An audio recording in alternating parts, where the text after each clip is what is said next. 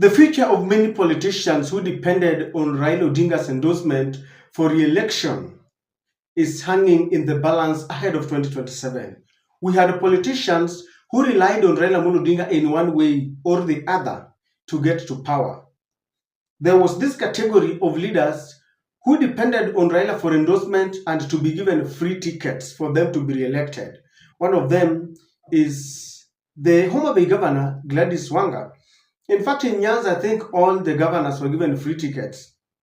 James Orengo of Siaya was given a free ticket. Ochila, I think, was given free ticket. So, and many other members of parliament, they depended on Raila to go and campaign for them. Raila awainue mkono, ndio watu waseme baba amesema. That category of leaders is worried and their future is hanging very precariously ahead of 2027. The other group was this group that used to insult Raila so that maybe Ruto can give them a job. Odoyo such is one example of such people. People who used to say that, the Odinga family has enslaved the Luo. Raila needs to exit the stage so that Luos can grow. They really used to talk ill about Raila so that the successive governments could give them some jobs. Raila is no longer there. They have to look for something else to talk about. Then there was another group that was coming outside Nyanza. They had to insult Raila for them to be re-elected. They had to prove that they hated Raila so much for their people to vote for them. Ole wow, who unto them, because Raila is no longer there. Now, one such leader, ladies and gentlemen, is the current Nairobi governor, Johnson Sakaja. Johnson Sakaja depended so much on Raila Odinga. The recent example is when recently the Nairobi MCAs wanted to impeach the governor, led by Robert Alai. They had lined out reasons why they wanted to impeach Johnson Sakaja. It took the intervention of Raila Odinga and partly William Samoei Ruto. The Nairobi County Assembly is controlled by the ODM. And so Raila had to quickly convene a meeting to persuade the Nairobi MCAs to spare Johnson Sakaja. Today, Raila is not there. Now, in the absence of Raila Odinga, we have seen Ida Odinga and Oburu Odinga making it very clear the future of the ODM and what they think about the politics of our nation. Now, today Ida Odinga hosted the Nairobi MCAs. And Ida Odinga did not mince her words. She told the Nairobi MCAs not to tolerate mediocrity, not to entertain people who are being maintained by taxpayers' money but do not deliver. And in her speech, very indirectly and politely, Ida Odinga busted the Nairobi governor, Johnson Sakaja, who was just recently said by Raila Odinga. Can you take a look at this? We want to see clean Nairobi.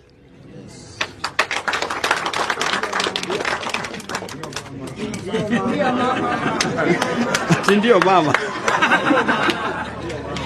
Yeah, we want Nairobi to be clean, isn't it? Yeah.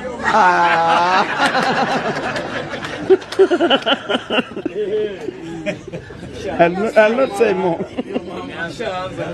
Let us not protect evil amongst us.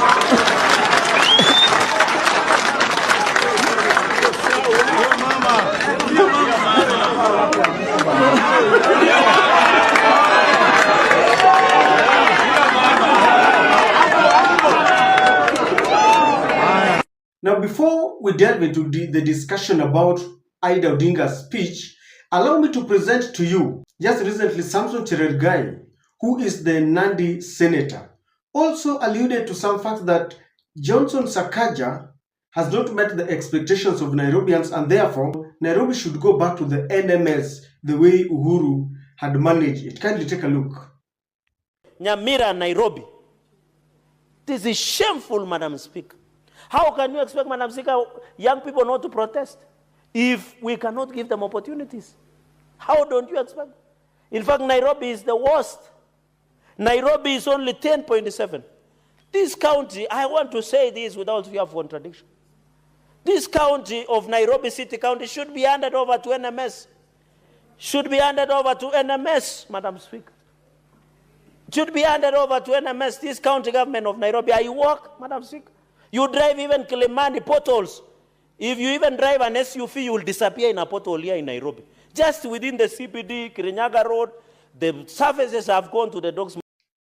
You will agree with me that that is not good news to Johnson Sakaja, who really relied on the intervention of Raila Amolo Odinga for him to be saved from impeachment.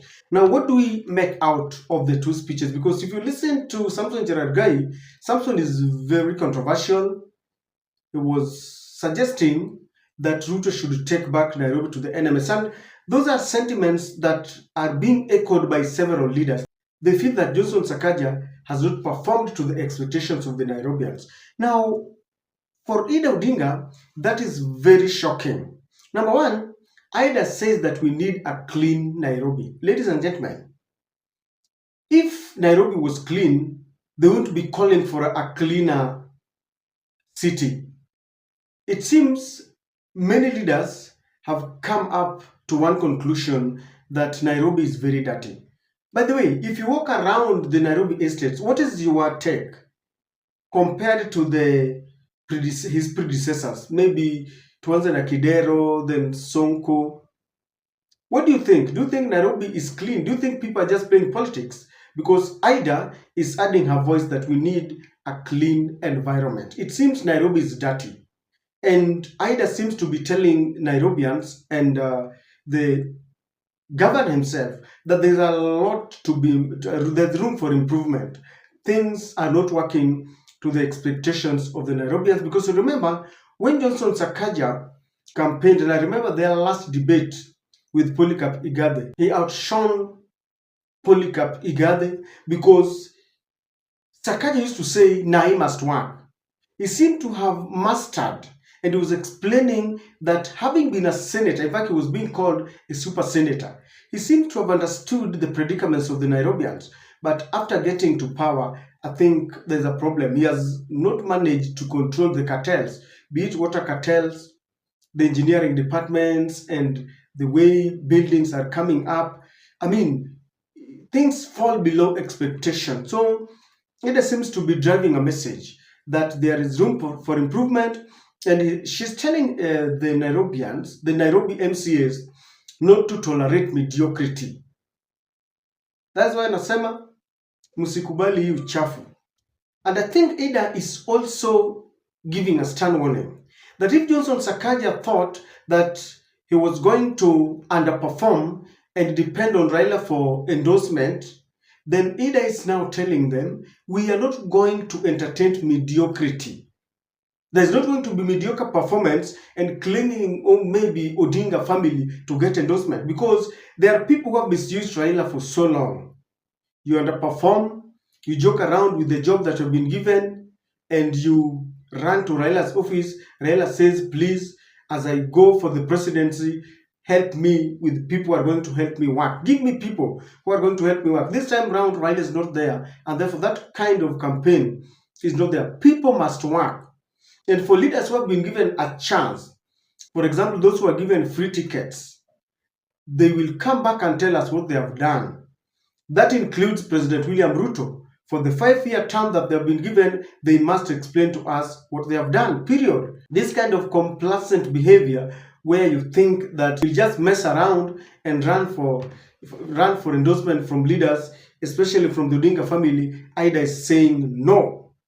And if Sakaja wants a re-election, he must work hard for the period that is remaining. He must fight corruption. He must fight cartels. He must showcase what he has done, because Raila is not there. You remember, Tim Wanyonyi was forced to go back to Bungoma because Raila, I think the broad-based government had preferred Johnson Sakaja. And Johnson must now be very careful, because the ODM fraternity has made it very clear that if Babu Owino wins the ticket, Babu has shown interest to contest for the Nairobi gubernatorial position. He wants to challenge Governor Johnson Sakaja, and is sure he's going to win it.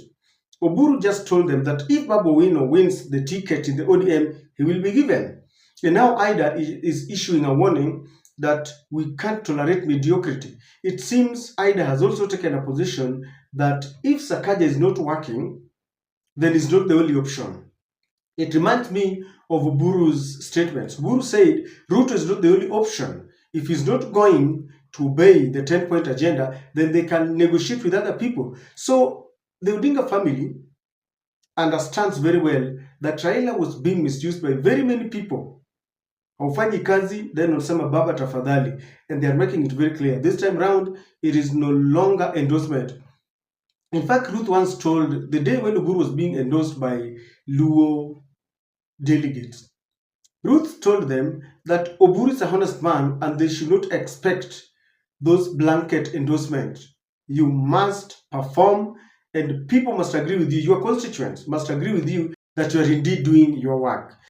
I sympathize with Johnson Sakaja because Ruto can just sacrifice him. In politics, it's about interest and interest alone. If Ruto realizes that the interests are not converging, if Ruto realizes that Sakaja has lost touch with the Nairobians, he will not force people to vote Sakaja. He can easily sacrifice him, get someone who people want. What makes you think that William Ruto will not accept to work with Babu if people choose him?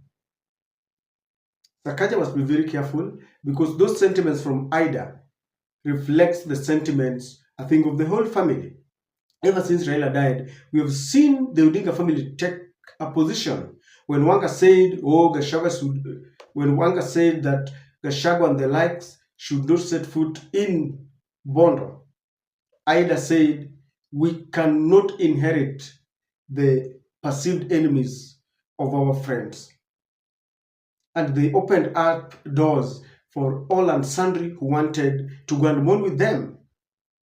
When people thought that after, Raila's death, some people would take ODM and hand it over to William Ruto, Uburu said no.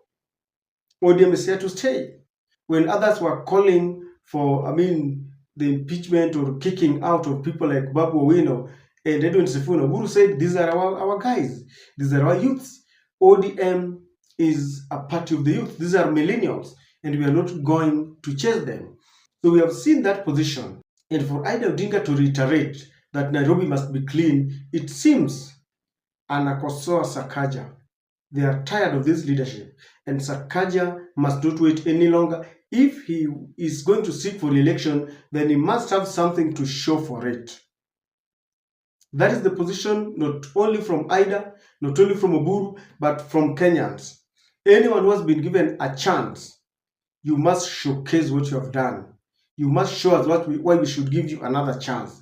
And I think Babu Owino is very happy because they are going to square it out with Sakaja. Babu will tell people what he wants to do. Sakaja will say why he needs a re-election. Not only Babu, there are other contenders who are going to come up. And they must tell Kenyans or Nairobians what they want to do for them.